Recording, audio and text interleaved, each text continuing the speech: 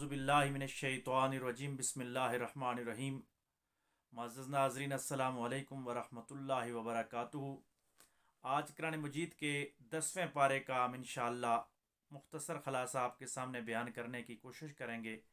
قرآن مجید کا 10واں پارہ مال غنیمت کی تقسیم کے حوالے سے بات کرتے ہوئے شروع ہوتا ہے کہ مال غنیمت جو ہے یہ اللہ اور اس کے رسول صلی اللہ علیہ وآلہ وسلم کے لیے ہے۔ اس میں سے 5واں حصہ جو ہے آقا علیہ الصلوۃ والسلام اور ان کے قرابت داروں کے لیے ہے، اور عام یتیموں اور مسکینوں کے لیے ہے، اور باقی جو 4 حصے ہیں وہ مجاہدین جو جہاد کرتے ہیں ان کی فلاح و بہبود پہ خرچ کیا جائے گا، یعنی مجاہدین کے حصے میں وہ مال غنیمت آئے گا جو باقی اس کے 4 حصے ہوں گے۔ اس کے ساتھ ہی اللہ تبارک و تعالیٰ فرماتا ہے کہ اگر تم ایمان رکھتے ہو تو آقا علیہ الصلوۃ والسلام کے فیصلوں کو بغیر کسی حیل و حجت پہ مان لو، اور بدر کے مارکے کو یاد کرو جب تم قلیل تھے اور اللہ تبارک و تعالیٰ نے ایک کثیر جماعت پہ آپ لوگوں کو فتح عطا فرمائی تھی، جس کو یوم الفرقان کا لفظ بھی استعمال کیا گیا ہے کہ فتح کا دن۔ آگے اللہ فرماتا ہے کہ اللہ تبارک و تعالیٰ ہر چیز پر قادر ہے۔ اس کے ساتھ ہی اگلی آیت میں اللہ تبارک و تعالیٰ فرماتے ہیں کہ زندہ وہی رہے گا جو دلیل کے ساتھ بات کرے گا، یعنی کافر، مشرکین، منافق اگر دلیل کے ساتھ آپ کے ساتھ بات کرتے ہیں تو پھر تو ٹھیک ہے، لیکن اگر دلیل کے بغیر بات کرتے ہیں، اوچھے ہتھ کنڈے استعمال کرتے ہیں، تو ایسے لوگ زندہ نہیں رہیں گے، کیونکہ برہان اور دلیل کے ساتھ صرف مرد مومن ہی بات کر سکتا ہے، جو مسلمان ہے وہی بات کر سکتا ہے۔ اس کے ساتھ ہی آگے اللہ فرماتا ہے کہ اللہ بہت کچھ جانتا ہے جو ان کے دلوں میں ہے، اور اللہ خوب سنتا اور خوب جانتا ہے۔ آگے اللہ فرماتا ہے کہ یہ اللہ کا خاص فضل ہے کہ کافر زیادہ بھی ہوں لیکن میدان جہاد میں آپ کو کم کر کے دکھائے گئے تاکہ آپ کے حوصلے بلند ہوں، اور آگے اللہ فرماتا ہے کہ اللہ سینوں کا علم جاننے والا ہے۔ اس کے ساتھ ہی اگلے آیت میں اللہ فرماتا ہے کہ سب اختیارات جو ہیں وہ اللہ ہی کے پاس ہیں، اور جب مقابلہ ہو دشمن کے ساتھ تو آپ ثابت قدم رہیے گا، کیونکہ جو ثابت قدم رہتے ہیں اور اللہ کا ذکر کثرت کے ساتھ کرتے ہیں وہی کامیاب رہتے ہیں۔ اسی لیے مسلمانوں کے جہاد میں نعرہ تکبیر بلند کیا جاتا ہے، یعنی اللہ تبارک و تعالیٰ کے ذکر کو بلند کیا جاتا ہے، کیونکہ جو اللہ کے ذکر کو بلند کرتے ہیں وہی ثابت قدم رہتے ہیں اور وہی کامیاب ہو جاتے ہیں۔ اور آگے اللہ فرماتا ہے کہ اس وقت تک تم مومن نہیں ہو سکتے جب تک اپنے باہمی تنازعات میں، باہمی اختلافات میں اللہ اور اس کے رسول صلی اللہ علیہ وآلہ وسلم کے فیصلے کو حتمی فیصلہ اور آخری فیصلہ نہ سمجھ سکو۔ اور آگے اللہ فرماتا ہے کہ صبر کرو، کیونکہ صبر کرنے والوں کے ساتھ اللہ کی ذات ہوتی ہے۔ اور آگے اللہ فرماتا ہے کہ کافروں کی طرح نہ ہو جانا جو فخر اور تکبر کے ساتھ گھر سے نکلتے ہیں، بلکہ مومن اور مسلمان کی یہ پہچان ہے، وہ جہاد کے میدان میں جا رہا ہو، وہ سیاست کے میدان میں جا رہا ہو، وہ حکومت کے میدان میں جا رہا ہو، تو وہ عاجزی کے ساتھ میدان میں اترتا ہے، اور عاجز لوگ ہی آخر میں کامیاب ہو جاتے ہیں۔ آگے اللہ تبارک و تعالیٰ فرماتے ہیں کہ شیطان برے اعمال کو اور بری خواہشوں کو خوبصورت بنا کر انسان کے سامنے پیش کرتا ہے، لیکن جو اہل حق ہوتے ہیں وہ اس کی دوستی اور اس کے جھانسے میں نہیں آتے، اور وہ اللہ کی غیبی امداد کی وجہ سے بچ جاتے ہیں۔ جن کے دل صاف ہوتے ہیں، جو اللہ کی یاد میں مستغرق ہوتے ہیں، تو شیطان کے خلاف رحمانی طاقت ان کا ساتھ دیتی ہے اور وہ کامیاب ہو جاتے ہیں۔ آگے اللہ فرماتا ہے کہ اللہ کا عذاب سخت ترین ہے جو کافروں پہ نازل ہوگا، اور آگے اللہ فرماتا ہے کہ کافروں کے دلوں میں نفاق کا مرض شدید تھا، اس وجہ سے وہ ایک قلیل جماعت سے شکست کھا گئے۔ وہ بدر کا مارکہ جس میں ان کا نفاق تو تھا، لیکن وہ اکثریت ان کو مسلمانوں پہ غالب نہیں کر سکی، کیونکہ مسلمانوں کے پاس جو نیت اور اخلاص کی طاقت تھی وہ ان پہ غالب آ گئی۔ اور آگے اللہ فرماتا ہے کہ اللہ غالب حکمت والا ہے۔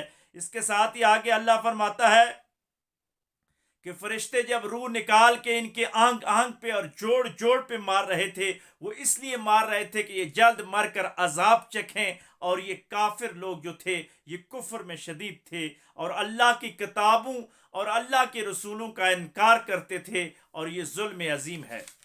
اس کے ساتھ ہی آگے اللہ فرماتا ہے کہ ان کے ساتھ وہی حال ہوا جیسے اللہ نے آل فرعون کے ساتھ کیا تھا، وہ بھی کفر کرتے تھے اللہ تبارک و تعالیٰ نے ان کو غرق کر دیا تھا، اور اللہ کا عذاب سخت ترین ہے۔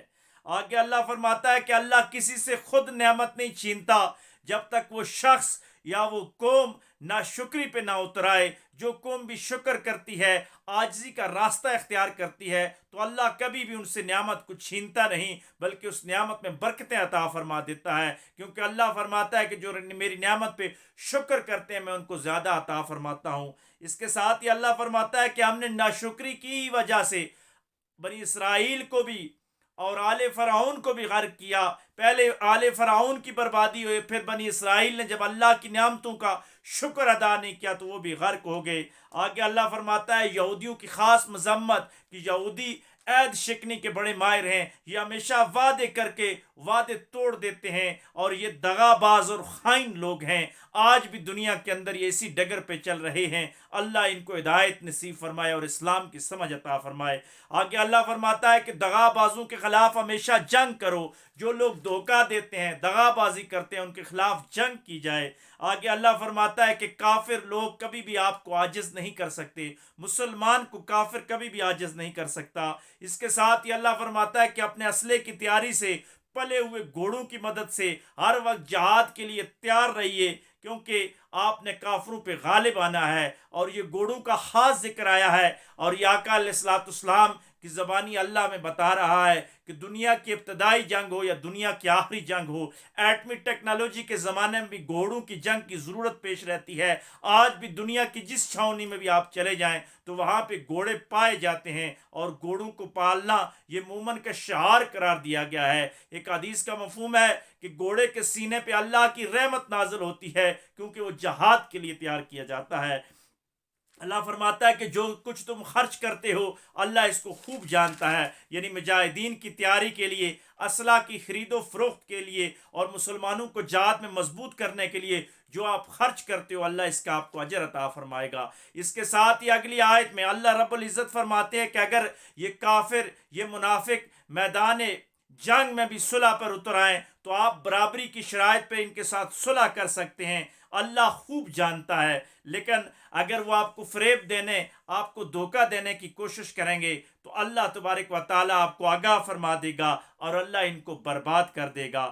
اور آگے اللہ فرماتا ہے کہ یہ اللہ ہی ہے جس نے تمہارے درمیان، تمہارے دلوں کے درمیان الفت ڈال دی ہے، اور یہ اتنی بڑی نعمت ہے کہ ساری دنیا کی دولت بھی آپ خرچ کرتے تو یہ حاصل نہ کر سکتے۔ یہ وہی الفت ہے جو مہاجرین اور انصار کے درمیان پیدا ہو گئی، اور یہ وہی الفت ہے کہ چبھے کانٹا جو کابل میں تو ہندوستان کا پیر و جوان بےتاب ہو جائے۔ علامہ نے کہا تھا نا کہ اخوت اس کو کہتے ہیں، چبھے کانٹا جو کابل میں تو ہندوستان کا ہر پیر و جوان بےتاب ہو جائے۔ یہ اخوت، یہ محبت، یہ بھائی چارہ، مسلمانوں کے درمیان محبت، معدت، یہ اللہ تبارک و تعالیٰ کی طرف سے آتا ہے، اور اللہ فرماتا ہے کہ دنیا ساری کی دولت خرچ کر کے بھی آپ یہ محبت نہیں حاصل کر سکتے۔ یہ محبت اللہ کا کرم ہوتا ہے کہ وہ دو دلوں میں، دو قوموں کے درمیان اور دو بستیوں کے درمیان ڈال دیتا ہے۔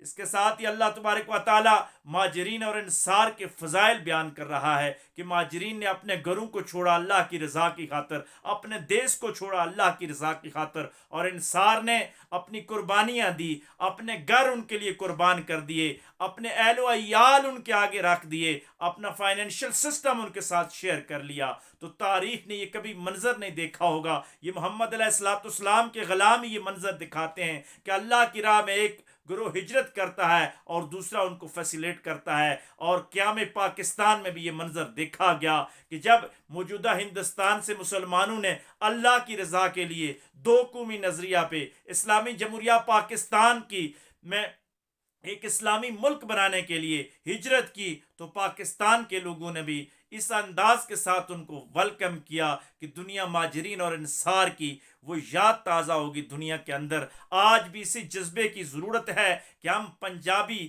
سندھی، بلوچی، کشمیری اور گلگتی کے نعروں سے نکل کر ایک مسلمان اور ایک پاکستان کا نعرہ بلند کریں۔ یہ محبت کا نعرہ ہے اور یہ ایمان والوں کا نعرہ ہے۔ اگر ہم اس نعرے پہ چل پڑے تو ہم بھی مہاجرین اور انصار کے راستے پہ چلتے ہوئے کامیاب ہو جائیں گے۔ اس کے ساتھ ہی اللہ فرماتا ہے کہ اے نبی صلی اللہ علیہ وآلہ وسلم، اللہ آپ کے لیے بھی کافی ہے اور ان منافقوں کے لیے بھی کافی ہے کہ آپ کی مدد کی جائے گی اور منافقین کو برباد کر کے رکھ دیا جائے گا، ان کو شکست دی جائے گی۔ اس کے ساتھ ہی اللہ فرماتا ہے کہ اے نبی صلی اللہ علیہ وآلہ وسلم، مومنوں کو جہاد اور قتال کی رغبت دلائیے، اور اگر مومن 20 ہوں گے تو اللہ تبارک و تعالیٰ 200 پر ان کو غالب فرما دے گا، اور اگر مومن 100 ہوں گے تو اللہ 1000 پر ان کو غالب فرما دے گا، کیونکہ اللہ صبر کرنے والوں کے ساتھ ہے۔ آپ دیکھیں مسلمانوں کو یہ بات بتا دی گئی ہے کہ 10 گنا اور 100 گنا آپ کا روب ہے۔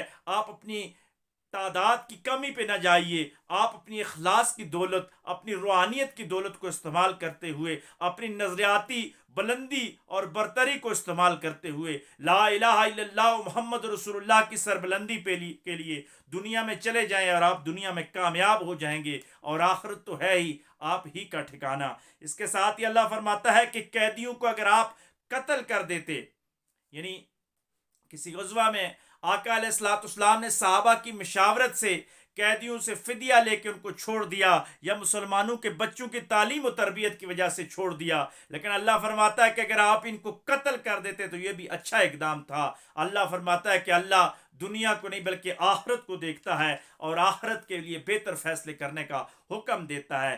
آگے اللہ فرماتا ہے کہ مال غنیمت کو اپنی فلاح و بہبود پہ خرچ کرو، اپنی بلائی پہ لگاؤ، اور اللہ سے ڈرو، وہ غفور و رحیم ہے۔ قیدیوں کے احکامات نازل ہوتے ہیں کہ قیدیوں کے ساتھ اچھا رویہ اختیار کیا جائے تاکہ وہ اسلام کی گہرائی کو سمجھ سکیں۔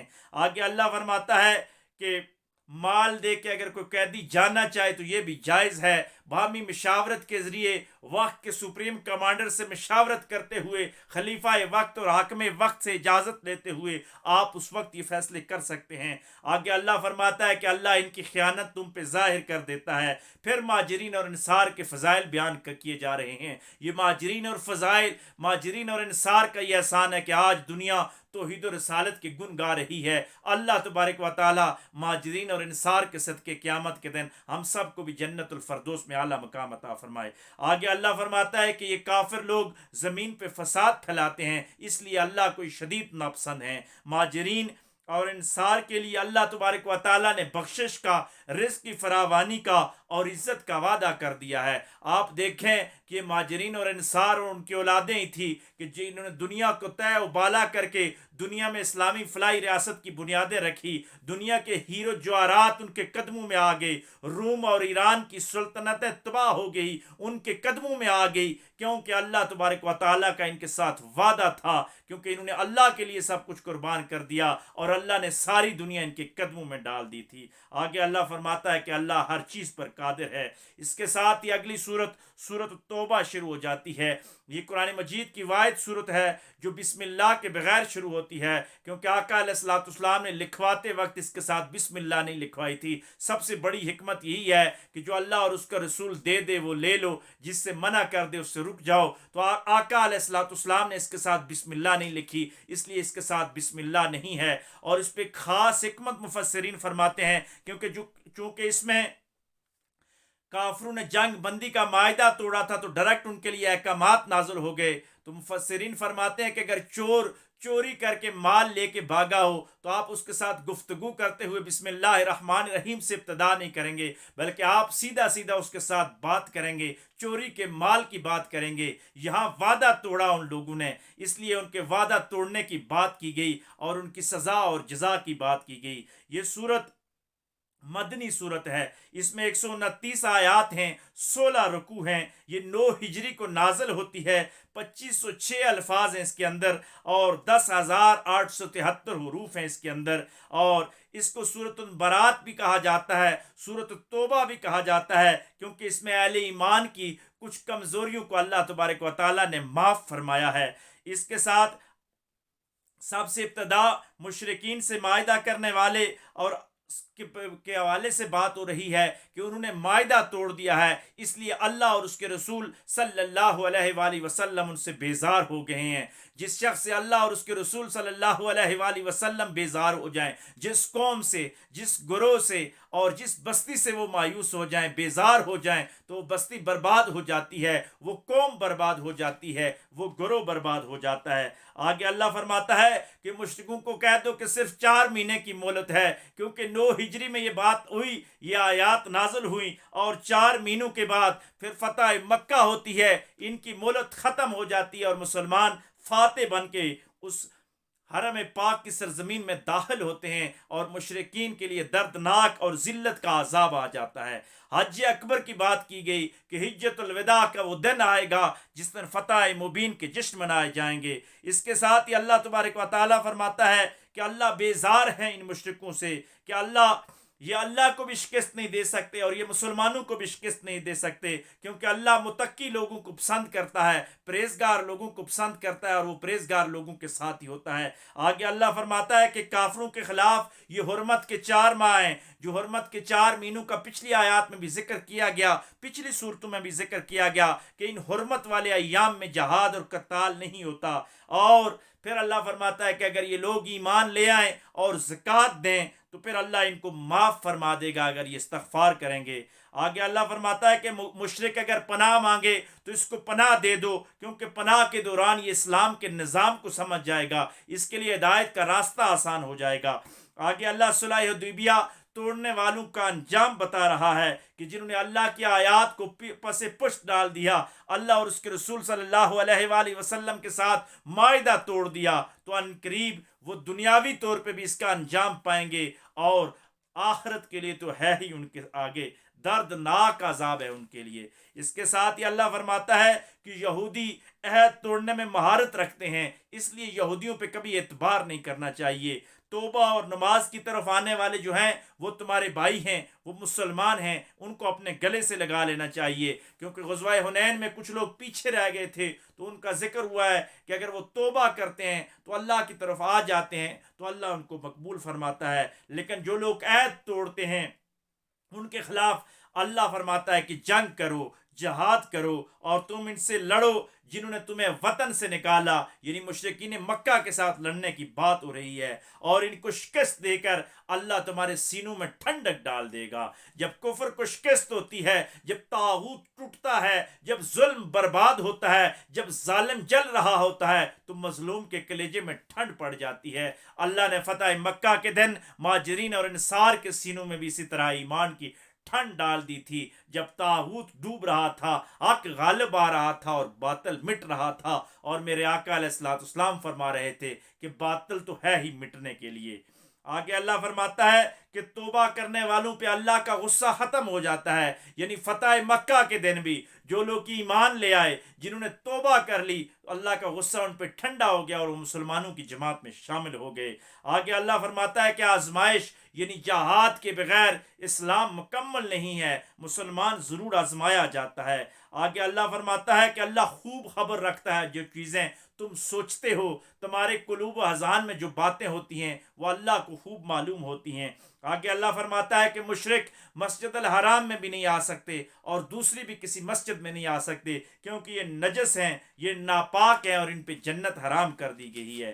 اس کے ساتھ ہی اللہ فرماتا ہے کہ ایمان لانے والے جو لوگ ہیں وہی اللہ کی مسجدوں کو آباد کرتے ہیں۔ بس صوفیاء اور عرفاء بتاتے ہیں کہ جو اللہ کی مسجد کو آباد کرے، جو مسجد کی تعمیر و ترقی میں حصہ لے، تو آپ سمجھ جائیے کہ وہ ایمان والا ہے، اور جو مسجد کے خلاف باتیں کرے، جو مسجد کی تعمیر و ترقی میں روڑے اٹکائے، تو آپ سمجھ جائیے کہ اس کا ایمان کمزور ہوتا ہے۔ اس کے ساتھ ہی حاجیوں کو پانی پلانے اور حاجیوں کی خدمت کرنے کو خوشبختی کی علامت قرار دیا گیا۔ پھر آگے اللہ فرماتا ہے کہ ظالموں کو ہدایت نہیں ملتی۔ یہ ظلم ایسی چیز ہے کہ اگر آپ ظلم کر کے حاجیوں کو بھی پانی پلاؤ گے تو وہ قابل قبول نہیں ہے، کیونکہ ظالم کو کبھی بھی اللہ فتح یاب نہیں فرماتا، ظالم کبھی فلاح نہیں پا سکتا۔ آگے اللہ فرماتا ہے کہ جنہوں نے ہجرت کی اور اللہ کی راہ میں مال خرچ کیا وہ بڑے ہی اجر کے مستحق ہیں، یعنی مہاجرین نے ہجرت کی اور انصار نے اللہ کی راہ میں مال خرچ کیا اور ان کی معاونت کی، ان دونوں کے لیے بڑا اجر ہے۔ سب سے بڑا اجر امت محمدی میں انہی گروہوں کے لیے ہے۔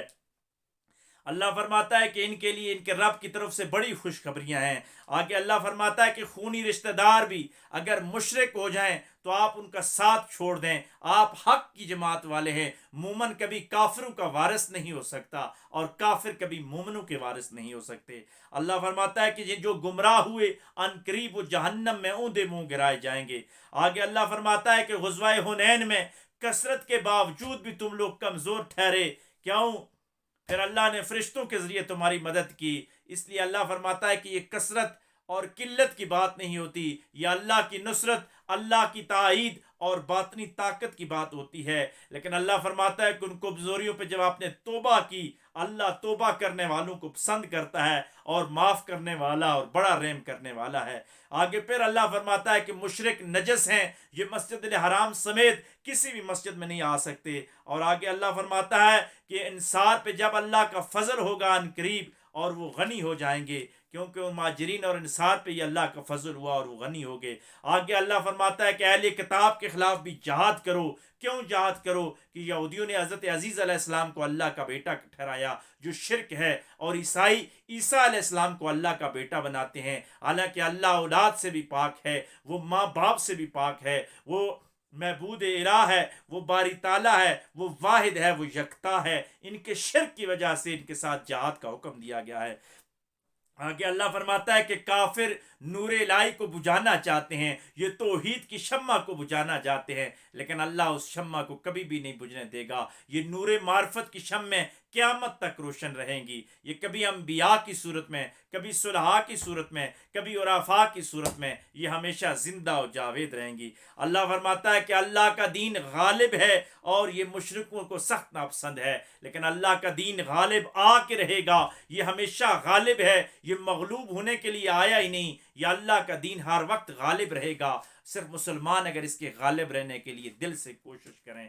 آگے اللہ فرماتا ہے کہ اہل کتاب کے جو مذہبی پیشوا ہیں یہ رشوت دے کر اپنے فیصلے بدل دیا کرتے ہیں، یہ کبھی زنا کی سزا چینج کر دیتے ہیں، کبھی دوسرے احکامات کو بدل دیتے ہیں۔ ان کے مذہبی پیشواؤں نے رشوت دے کے اپنے لیے آخرت طلب کی ہے۔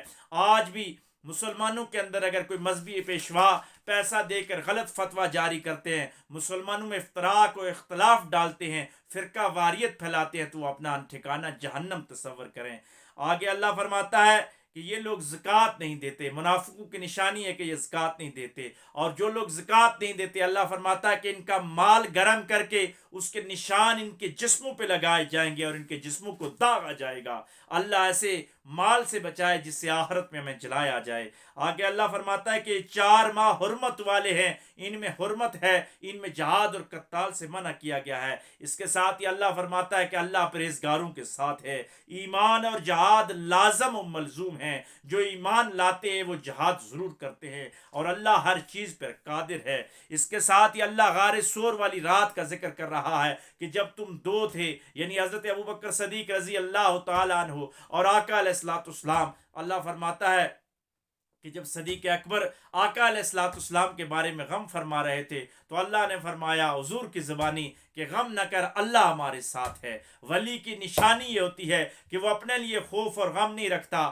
لیکن مومن کے لیے، مسلمان کے لیے، اسلامی لیڈر کے لیے اور پیغمبر کے لیے اپنے دل میں خوف رکھتا ہے کہ ان کو کوئی تکلیف نہ پہنچے۔ بس یہی طریقت کا راستہ ہے، یہی معرفت کا راستہ ہے کہ اپنا خوف بلا دیجئے، امت کے خوف کو اپنے سینوں میں بٹھا لیجئے، پھر اللہ بھی آپ کے ساتھ ہوگا اور اللہ کا رسول بھی آپ کے ساتھ ہوگا۔ اللہ فرماتا ہے اللہ غالب ہے، حکمت والا ہے۔ لالچ کی وجہ سے جہاد میں جانے والے یہ جھوٹے اور منافق لوگ ہیں، یہ جو آسان مہم ہے اس میں تو چلے جاتے ہیں، لیکن مشکل مہمات میں جہاں گرمیوں کے روزے ہوں، سخت گرمی ہو، تو وہاں یہ نہیں جاتے، کیونکہ یہ منافق لوگ ہوتے ہیں۔ اور جہاد سے پیچھے رہ جانے والوں پہ اللہ کی ناراضگی ہے، کیونکہ جہاد سے پیچھے منافق رہتے ہیں، اس لیے اللہ نے منع فرمایا ہے۔ اور جو لوگ غزوہ حنین میں پیچھے رہ گئے تھے، انہوں نے اللہ سے سچے دل سے معافی مانگی تو پھر اللہ نے ان کو معاف فرما دیا۔ آگے اللہ فرماتا ہے کہ مشرکوں کی سازشوں کا اللہ کو علم ہوتا ہے، اور اللہ تبارک و تعالیٰ ان کے خلاف بہتر فیصلے فرماتا ہے۔ اس کے ساتھ ہی اللہ فرماتا ہے کہ منافقین کا برا حال ہے، وہ جہنم میں اوندے منہ گرائے جائیں گے، لیکن جو اللہ پہ بھروسہ رکھے گا اور ایمان لائے گا تو وہ اللہ ان کے لیے بہترین کارساز ہے، وہ جنت میں جائیں گے۔ غازی اور شہیدوں کے بلند رتبے کی بات کی گئی ہے کہ غازی کا بھی بلند مرتبہ ہے اور شہید کو بھی اعلیٰ مقام دیا جائے گا، اور کافروں کو رسوائی ہوگی، میدان جنگ میں بھی رسوائی ہوگی اور قیامت کے دن بھی رسوائی ہوگی۔ آگے اللہ فرماتا ہے کہ سستی والی نماز اور ناخوش ہونے والا صدقہ یہ بیکار جاتا ہے، یعنی قائلی اور سستوں کے ساتھ نماز پڑھنا یہ اچھی بات نہیں ہے۔ مومن اور مسلمان خشوع اور خضوع کے ساتھ نماز قائم کرتا ہے، اور اسی انداز کے ساتھ جب آپ مال اللہ کی راہ میں خرچ کریں تو دل تنگ کر کے نہ خرچ کریں بلکہ دل کھول کر خرچ کریں، آپ خوشی کے ساتھ خرچ کریں، اللہ آپ کو اور مال بھی عطا فرمائے گا اور عزت بھی عطا فرمائے گا۔ آگے اللہ فرماتا ہے کہ نافرمانوں کی دنیاوی زندگیوں میں اگر کوئی آسائش ہے تو اس کی وجہ سے آپ پریشان نہ ہوں، ان قریب ان کا گھیرا تنگ کر دیا جائے گا اور آخرت میں ان کا کوئی حصہ نہیں ہے۔ آگے اللہ فرماتا ہے کہ نافرمان لوگ ڈرپوک ہوتے ہیں۔ آپ دیکھیں جو بھی ظالم ہوگا وہ ڈرپوک ہوگا، جو بھی طاغوتی ہوگا، جو بھی سامراجی ہوگا وہ ڈرپوک ہوگا، اور جو اللہ والا ہوگا، جو توحیدی ہوگا، جو مسلمان ہوگا وہ نہ ڈر ہوگا، وہ صرف اللہ سے ڈرتا ہے، وہ مخلوق سے نہیں ڈرتا۔ صدقے کی تقسیم پر نبی علیہ الصلوۃ والسلام پر اعتراض لگانے والے یہ منافقین کہ آقا علیہ الصلوۃ والسلام تقسیم صحیح نہیں کرتے، اللہ فرماتا ہے یہ بدبخت لوگ ہیں اور یہ منافق لوگ ہیں۔ اگر یہ اللہ اور اس کی نبی صلی اللہ علیہ وآلہ وسلم کے تقسیم پہ راضی ہو جاتے تو اللہ ان کے لیے کافی ہو جاتا۔ جو نبی کے فیصلوں پہ راضی ہو جائے اللہ نے دنیا اور آخرت ان کو دی، کیونکہ اقبال کہتا ہے کہ کی محمد سے وفا تو نے تو ہم تیرے ہیں، یہ جہاں چیز ہے کیا لوح و قلم تیرے ہیں۔ آج بھی کچھ مایوس لوگ لبرل لوگوں سے متاثر ہو کر اسلام کی حقانیت پہ آوازیں اٹھا رہے ہیں، نبی علیہ الصلوۃ والسلام کی احادیث پہ اور قوانین پہ آوازیں اٹھا رہے ہیں۔ اے لوگو باز آ جاؤ، جاگ جاؤ، مصطفیٰ علیہ الصلوۃ والسلام کی بات کے آگے سرنگو ہو جاؤ، اللہ تمہارے لیے کافی ہو جائے گا، ورنہ تمہارا یہ عقل، تمہارا یہ فہم، تمہارا یہ مایوس پن اور تمہاری یہ نا امیدی تمہیں جہنم کی گہرائیوں میں لے جائے گی۔ آگے اللہ فرماتا ہے کہ زکوٰۃ غریبوں، یتیموں، تالیف قلوب کرنے کے لیے مسلمانوں اور غیر مسلموں پہ بھی دی جا سکتی ہے، غیر مسلموں پہ نہیں، زکوٰۃ غریبوں، یتیموں اور تالیف قلوب کرنے کے لیے لوگوں کو دی جا سکتی ہے۔ اس کے ساتھ ہی اللہ فرماتا ہے کہ کان کے کچے جو منافق لوگ ہیں، یہ کان کے کچے کچھ ایسے مسلمان ہوتے ہیں جو منافقوں کی باتیں سن کر ان کے اس جو سازش ہے اس میں آ جاتے ہیں۔ وہ کبھی آقا علیہ الصلوۃ والسلام کے گھر والوں کے حوالے سے کوئی بات کرتے ہیں، کبھی صحابہ کے حوالے سے کچھ بات کرتے ہیں، تو اس لیے فرمایا گیا کہ مومن کان کا کچا نہیں ہونا چاہیے بلکہ مومن بات کی خوب تحقیق کر لیا کرے۔ آگے اللہ فرماتا ہے کہ منافقین کے لیے دردناک عذاب ہے، اور اللہ اور اس کے رسول صلی اللہ علیہ وآلہ وسلم کے مخالف جہنم میں جائیں گے۔ اور آگے پھر اللہ منافقین کی مذمت کی بات کرتا ہے۔ اس کے ساتھ ہی اللہ فرماتا ہے کہ یہ جو صورت ہے سورۃ التوبہ، یہ منافقین کے راز کھولنے والی بھی صورت ہے۔ اس کے ساتھ ہی اللہ فرماتا ہے کہ سادہ لوگوں کو جو ان کی پروپیگنڈا وار کے اندر سچے مسلمان آ گئے ان کو تو معاف کر دیا جائے گا، لیکن منافقین کے لیے سخت عذاب ہوگا۔ اس کے ساتھ ہی اللہ فرماتا ہے کہ منافق کی یہ نشانیاں ہیں کہ وہ گناہ کرنے کا حکم دیتے ہیں، اور منافق کی یہ بھی نشانی ہے کہ منافق ہمیشہ کنجوس ہوتا ہے، جو صحیح ہوتا ہے وہ منافق نہیں ہو سکتا۔ آگے اللہ فرماتا ہے کہ منافق جہنم کے نچلے درجے میں گرائے جائیں گے۔ آگے اللہ فرماتا ہے کہ تم سے پہلے بھی نافرمان لوگ بڑے طاقتور تھے لیکن اللہ نے ان کو تباہ و برباد کر دیا۔ وہ قوم نوح کے نافرمان ہوں، عاد و سمود والے نافرمان ہوں، قوم لوط کے نافرمان ہوں، اللہ نے ان کو غرق کر دیا۔ مومن کو اللہ نے وحدت میں پرو دیا ہے، مومن محبت کرنے والے ہوتے ہیں، یہ نماز اور زکوٰۃ اور مالی اور بدنی عبادات کر کے اللہ کی بارگاہ میں ایک قرب حاصل کر لیتے ہیں۔ آگے اللہ فرماتا ہے جہاد کرو کافروں اور منافقوں سے، اور یہ جھوٹی قسمیں جو کھاتے ہیں یہ منافق ہوتے ہیں، منافق کی نشانی ہے کہ وہ جھوٹی قسمیں کھائے گا۔ آگے اللہ فرماتا ہے کہ منافقین کا کوئی مددگار نہیں ہوگا اور یہ اللہ سے بہت دور ہیں۔ اس کے ساتھ ہی اللہ فرماتا ہے کہ صالحین پر اللہ کا فضل ہوتا ہے۔ اس کے ساتھ ہی اللہ منافقین کے بھید اور ان کی سرگوشیوں کی بات کرتا ہے کہ اللہ خوب جانتا ہے۔ آگے اللہ فرماتا ہے کہ اگر آپ 70 مرتبہ بھی ان کے لیے بخشش کی دعا مانگے تو اللہ قبول نہیں کرے گا۔ یہ عبداللہ بن ابی کی بات ہو رہی ہے کہ اس کے لیے 70 سے زائد مرتبہ بھی آقا علیہ الصلوۃ والسلام کو فرمایا گیا کہ اگر آپ استغفار کریں گے تو اللہ اس کو معاف نہیں کرے گا. کیوں نہیں معاف کرے گا؟ اس حوالے سے ہم نے ایک الگ پروگرام یوٹیوب پہ کیا ہوا ہے. آپ عبداللہ بن ابی یا منافقین کے حوالے سے اس کو سرچ کر کے دیکھ سکتے ہیں. اس میں آقا علیہ الصلوۃ والسلام کی حکمتیں اور اللہ کی رضا اور منافقین کے انجام، اور جو منافقین میں سے جن لوگوں نے توبہ کی ہے ان کا ذکر خاصیت کے ساتھ موجود ہے. میں کوشش کروں گا کہ نیچے کومنٹس باکس میں یا ڈسکرائب میں اس ویڈیو کا لنک بھی آپ کے ساتھ شیئر کر دوں گا. آپ اس کو ضرور دیکھیے گا تاکہ آپ منافقین کی حقیقت سے معلوم ہو جائیں اور آقا علیہ الصلوۃ والسلام کی رحمت کی گہرائی سے بھی آپ واقف ہو جائیں. اللہ آگے فرماتا ہے کہ منافقون کے قبروں پہ بھی نہیں جانا اور ان کا جنازہ بھی آپ نے نہیں پڑھنا. آقا علیہ الصلوۃ والسلام کو منع کر دیا گیا. اس کے ساتھ اللہ فرماتا ہے کہ جنت مومنوں کے لیے ہے، یہ مومنوں کو عطا ہوگی. آگے اللہ فرماتا ہے کہ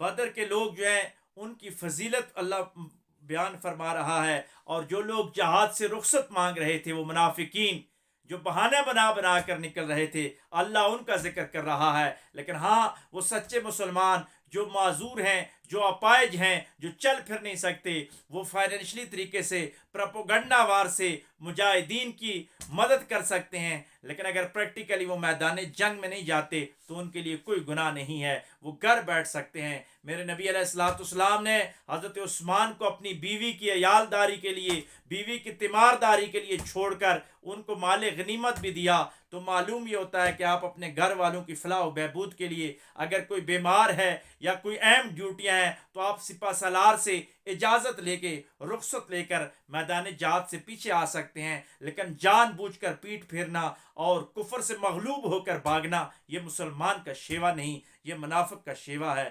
اس کے ساتھ ہی اللہ فرماتا ہے کہ جو لوگ آپ سے اجازت لے کے جا رہے تھے، اللہ ان کے دلوں کے حالات کو خوب جانتا تھا. منافقوں کو حضور علیہ الصلوۃ والسلام اجازت دے رہے تھے لیکن زبان بند تھی، دل میں سب حالات جان رہے تھے. لیکن جو مسلمان تھے ان سے پوچھا جا رہا تھا، کیونکہ انہوں نے دنیا میں یہ حساب دینا تھا، آخرت میں ان کے لیے جنت تھی. آگے اللہ فرماتا ہے کہ جو جہاد کے منکر ہیں، یہ 10ویں پارے کے آخری الفاظ ہیں کہ جہاد کے منکر لوگوں کے دلوں پہ اللہ مور لگا دیتا ہے، وہ کبھی بھی ہدایت پر نہیں آ سکتے. یہ جو آج گاجر مولی کی طرح ہم کٹ رہے ہیں، کشمیر میں ذلیل ہو رہے ہیں، فلسطین میں مظلوم بنے ہوئے ہیں، دنیا میں ہم ایک بکاری کی حیثیت سے جی رہے ہیں، فائنینشلی طور پہ ہم گھیرے ہوئے ہیں، انسانی حقوق کی وائلیشن ہمارے لیے ایک جرم عظیم بن گیا ہے کہ ہمارے لوگ ہماری عورتوں اور ہماری بچوں کی عصمت دریاں کریں اور ہم ان کے لوگوں کو انسانی حقوق پہ رعا کرتے جائیں. تو ایسی بات نہیں، اسلام برابری کا حکم دیتا ہے. ہم نے جہاد کو چھوڑ دیا، اس لیے ہمارے دلوں پہ موریں لگ گئی، ہم حق سے دور چلے گئے ہیں. جہاد لازمی نہیں کہ تلوار کے ساتھ کیا جائے، جنگ کے ساتھ کیا جائے، بلکہ زبان کے ساتھ حق بات کہنا، اقوام متحدہ کو فعال کرنا، OIC کو فعال کرنا، مسلم دنیا کو جمع کرنا اور انسانی طاقت کے ذریعے ایک جہاد کرنا، یہ بھی جہاد کا ایک اعلیٰ رتبہ ہے.